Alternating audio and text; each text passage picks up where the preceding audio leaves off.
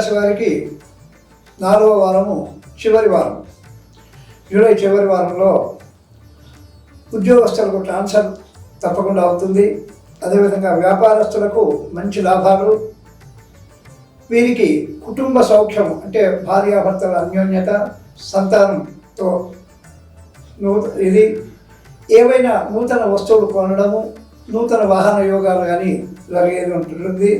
అదేవిధంగా ఉద్యోగస్తులకు ప్రమోషన్ వచ్చేటువంటి అవకాశం మెండుగా ఉంది. ప్రమోషన్ వచ్చిన తర్వాత వాళ్ళకు ట్రాన్స్ఫర్ అయ్యేటువంటి అవకాశం ఉంది.